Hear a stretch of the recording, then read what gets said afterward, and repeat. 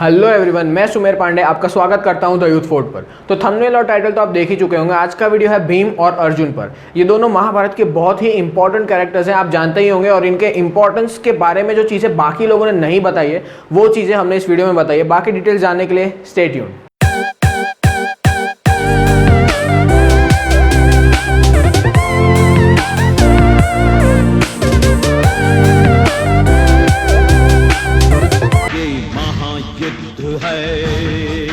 ये धर्म युद्ध है, ये महायुद्ध है, ये धर्म युद्ध है। तो सबसे पहले हम बात करेंगे भीम के बारे में। भीम सेकंड पांडव थे और उन्होंने अकेले ने 100 कौरवों को युद्ध में मार दिया था। अगर पांडवों की बात की जाए तो सारे पांडवों में कौरवों के लिए सबसे ज़्यादा हेट्रेड, सबसे ज़्यादा गुस्सा भीम को ही था। साथ ही भीम को हनुमान जी का भाई भी कहा जा सकता है, क्योंकि उन दोनों के पिता भगवान वायु ही थे। जब पांडव और कौरव छोटे थे तब दुर्योधन ने भीम को विष पिलाकर उन्हें नदी में फेंक दिया था। थैंकफुली उन्हें नागराज ने रेस्क्यू कर लिया था, जो कुंती के भाई थे, और उन्हें 100 हाथियों का बल दे दिया था। भीम का बेटा था घटोत्कच, और घटोत्कच ने महाभारत में एक बहुत ही इंपॉर्टेंट रोल प्ले किया था। इसके बाद अगर बात करी जाए हनुमान जी की, तो हनुमान जी ने भीम को एक गदा गिफ्ट करी थी जिसमें 10,000 गदाओं की ताकत थी। जब युधिष्ठिर राजसूय यज्ञ करते हैं तब भीम जाकर जरासंध का वध कर देते हैं। उसका रीज़न ये होता है कि उस यज्ञ में जरासंध एक बाधा डाल सकता था। इसके बाद बात करी जाए अगर भीम के बारे में, तो द्यूत क्रीड़ा भवन में जब द्रौपदी का अपमान हो जाता है उसके बाद भीम ये प्रतिज्ञा लेते हैं कि वो दुर्योधन की थाई मतलब जंगा उसकी तोड़ेंगे और उस तरह से अपमान का बदला लेंगे। युद्ध के 14th डे पर भीम ने कर्ण को 7 बार हराया था, और हर बार वो अर्जुन की प्रतिज्ञा को याद कर कर कर्ण को छोड़ देते थे। युद्ध के 16th डे पर आखिरकार भीम ने दुशासन को बेरहमी से मारा और उसके हाथों को उसके शरीर से काट दिया। उसके बाद फाइनली युद्ध के 18th डे पर भीम ने दुर्योधन को उनकी जंगा पर मतलब थाई पर मारकर उनका वध किया, और इसी के साथ उन्होंने अपनी प्रतिज्ञा भी पूरी की। युद्ध के बाद जब भीम और बाकी पांडव हस्तिनापुर जाते हैं तब धृतराष्ट्र भीम को मारने की कोशिश करते हैं, but thanks to Shri Krishna Bhim की जगह उनका पुतला रख देते हैं और इस तरह से भीम बच जाते हैं।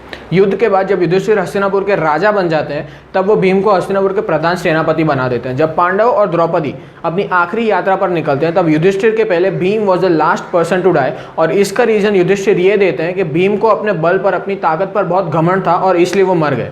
भीम में स्किल्स तो बहुत थी, बट अगर हम उनसे कुछ सीख सकते हैं तो वो ये है कि किसी भी चीज़ पर घमंड नहीं करना चाहिए। This is the same thing that we learn from Duryodhana as well.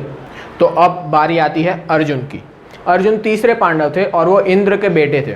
Arjun को उस समय पूरी धरती पर सबसे महान धनुर्धर माना जाता था। ऑल्दो कर्ण और अर्जुन में हमेशा कंपटीशन लगी रहती थी, बट लार्जली लोग अर्जुन को ही बेस्ट मानते थे।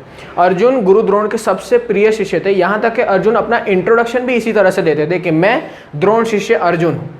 पांडवों के वनवास के वक्त अर्जुन दिव्यास्त्र प्राप्त करने हिमालय में जाते हैं, क्योंकि उन्हें पता होता है कि एक दिन युद्ध जरूर होगा।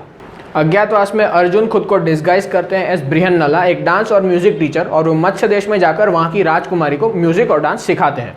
युद्ध जब शुरू होने वाला होता है उसके पहले अर्जुन डीमोरलाइज हो जाते हैं। वो ये सोचते हैं कि मैं अगर ये युद्ध हारता हूँ तो हारता ही हूँ, बट अगर मैं ये युद्ध जीतता हूँ फिर भी मैं हारता हूँ, क्योंकि मेरे सामने तो मेरे ही रिलेटिव्स हैं, इन्हें मारकर मैं क्या जीत लूँगा।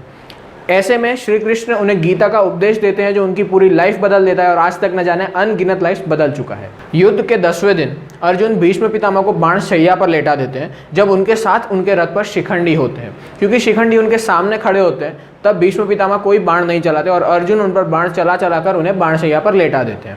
युद्ध के 14th डे अर्जुन जयद्रथ का वध करते हैं। जयद्रथ वो इंसान होते हैं जो युद्ध के 13th डे पर अर्जुन को छोड़कर बाकी चारों पांडवों को चक्रव्यूह में एंटर होने से रोकते हैं, और उस वजह से अकेला अभिमन्यु चक्रव्यूह में 7 कायर योद्धाओं के हाथों मारा जाता है। युद्ध के 17th डे पर अर्जुन कर्ण का वध कर देते हैं। जब कर्ण अपने रथ का पहिया एक गड्ढे में से निकाल रहे होते हैं तब अर्जुन उन पर एक दिव्यास्त्र चला देते हैं और उन्हें इस तरह से मार देते हैं। एक बहुत ही अमेजिंग फैक्ट मैं यहाँ पर कहना चाहूँगा, there is a temple in Kerala, Aranmula Parthasarathy temple. ये टेम्पल ऐसा माना जाता है कि अर्जुन ने खुद बनाया था। ओवरऑल अगर कहा जाए तो अर्जुन से हम एक ही बात सीख सकते हैं, be focused, rest everything will fall in place. So here we end our lessons from Mahabharata series. If you like the video, make sure you give it a thumbs up and share it to people who need it. Also subscribe to the Youth Fort and don't forget to press the bell icon to receive instant notifications.